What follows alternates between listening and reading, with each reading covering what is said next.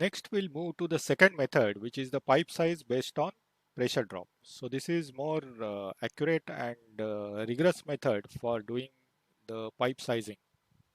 So consider a case where we want to transfer the fluid from point A to point B. So one may be a reactor, another will be storage vessel. So you will require certain pipelines. So you may have some branches in between, some walls may be there, some auxiliary equipments may be included in the pipeline. So each of these uh, elements, that is a pipe, the bends, the fittings, the walls, they will offer resistance to the flow.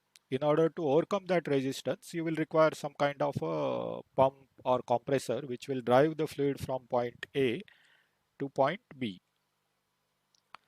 So essentially what the pressure drop indicates is how much energy you will require in order to push the fluid from point A to point B. So higher the pressure drop, you require more energy. So in that sense, you will require higher capacity pump, which means that your operating cost, the running cost of the pump over the operating time of the plant will be more. So if you minimize the pressure drop, you will be minimizing the running cost of the plant. So that is what is the basis for this particular method. So in this particular method, the basic thing is to minimize the pressure drop in a pipeline. So in order to calculate the pressure drop, one would require to have proper knowledge about the flow conditions of the fluid. So you have studied elements of the pressure drop calculations already in the fluid mechanics. So same equations and methods will be using in this particular calculations. For applying these conditions, there are some background knowledge I'm just recapping here. So the flow conditions could be that it could be a single phase or double phase or multi-phase.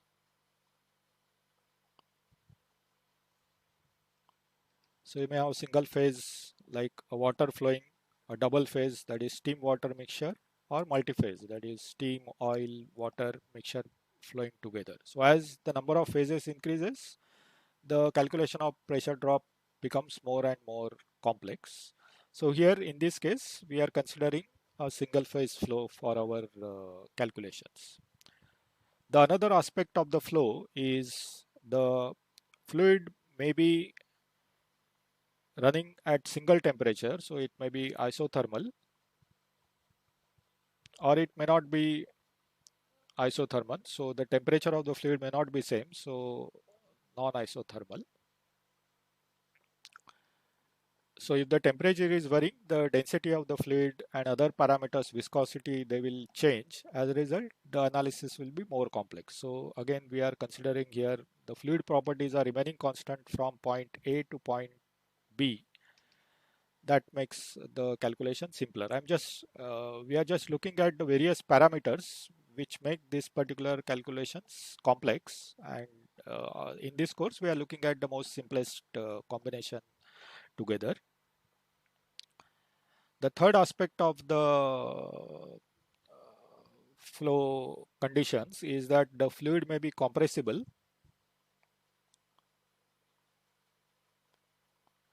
or it may be incompressible. So if it is a compressible fluid like a gas or vapor, then the calculations are more complex. For incompressible fluids such as water, you will have a more simplistic approach. So in this case, we are considering such a situation. Also the flow path, so it could be uh, horizontal or it could be inclined. So here the gravity head of the fluid will come in picture if it is inclined, so that needs to be taken. So in order to do the pressure drop calculations, we'll be using the Bernoulli's equation, which is based on conservation of energy. So if we consider the flow from point A to point B, we'll consider the net head at point A. So it will consist of the pressure head plus the velocity head plus the elevation at point A. So this will be equal to the pressure head, the velocity head, and the elevation at the point B plus the pressure drop in terms of the head. So this is the equation we'll be using. Once we determine the pressure drop and we know what pressure you require, for example, if this is a process equipment where the P2 certain amount of pressure is required for the process to occur, using this particular equation we can determine how much pressure should be available at point A. So in turn we'll know how much capacity pump or compressor is required to generate that much pressure. So that is how this particular calculation would be used. So depending on what pipe you choose, the delta P would be different, and accordingly the pump size would be different. The pressure required at the point A would be different. So that needs to be calculated. So we'll see an actual numerical example which will clarify and illustrate this particular calculation. So we can see that in order to determine the pipe size by this particular method, the determination of the pressure drop is an important aspect. So we'll find out the pressure drop using the method which you have learned in fluid mechanics. So there are different ways of calculating the pressure drop. So here we'll be using what is known as the Darcy's equation for pressure drop. The approach we'll be using is the pressure drop is given by the Ft, which is the Darcy's friction factor, multiplied by L by D multiplied by V square by 2G. So in a straight pipeline, the pressure drop is given by this particular equation where Ft is the Darcy's friction factor,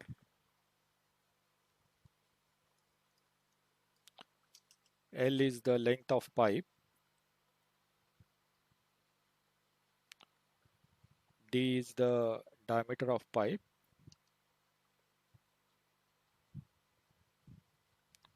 and V is the velocity of the pipe, or velocity of the fluid flowing inside the pipe.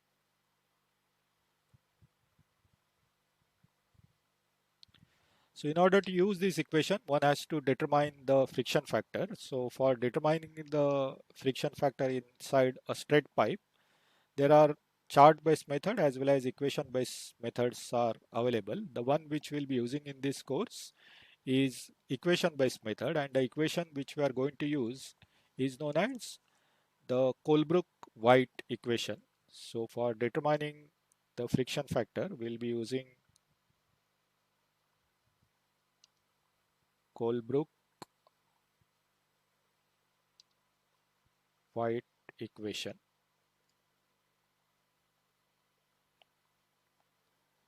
So as you have studied in the fluid mechanics, there are different ways of calculating the pressure drop and also the friction factor, and it depends on what flow conditions are there and so many other factors. So here to illustrate this particular method, we are taking a specific method so that we know the way these calculations are performed. The Colebrook-White equation gives the value of Darcy's friction factor as follows. So it is minus So this is the equation what we'll be using to calculate the value of Ft. As you can see, this is a nonlinear equation in which the Ft is occurring at both the sides. So we'll have to solve this using numerical method, iterative process, which we'll see in the actual numerical problem. In this equation, there are two factors which we need to take care. The first one is E. So E is the absolute pipe roughness in meters. So what is the surface roughness of the pipe, that we need to know. So for depending on the pipe conditions, the handbooks gives the value of this surface roughness. We will just see from where we are going to obtain these numbers. So this is the table which gives you the surface roughness for various pipes and tubes. So for steel pipes which are new, the value of surface roughness would be given in millimeters as 0.025. These numbers are based on the studies which are done by the different research groups. So you have the surface roughness factors as obtained by the different sources. So you can choose any one of the source, and for given material and the condition of the pipe, the roughness factor can be found, the roughness, surface roughness absolute value can be found from this particular table. The second factor which comes into the calculations is the Reynolds number.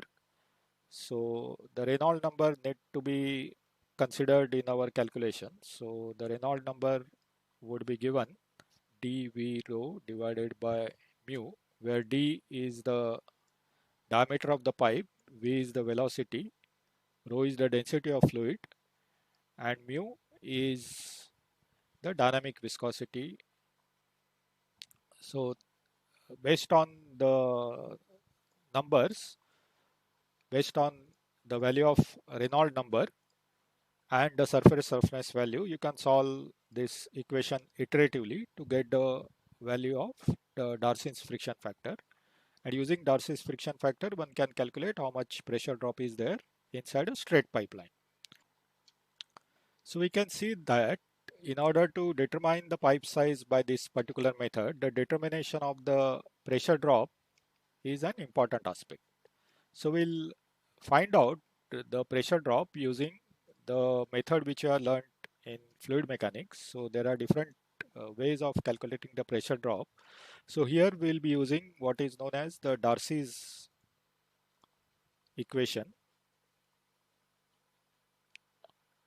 for pressure drop.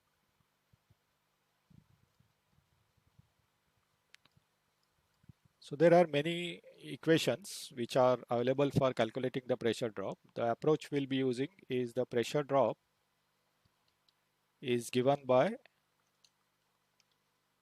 the Ft, which is the Darcy's friction factor, multiplied by L by D multiplied by V square by 2G.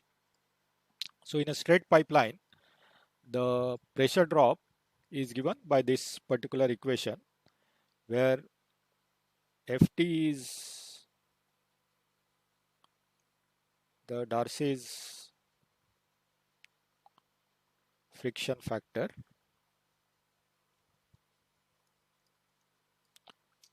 L is the length of pipe, D is the diameter of pipe,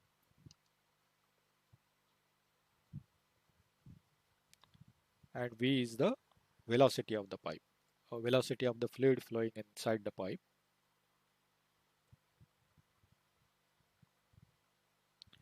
So in order to use this equation, one has to determine the friction factor. So for determining the friction factor inside a straight pipe, there are chart-based method as well as equation-based methods are available. The one which we'll be using in this course is equation-based method, and the equation which we are going to use is known as the Colebrook-White equation. So for determining the friction factor, we'll be using Colebrook White equation.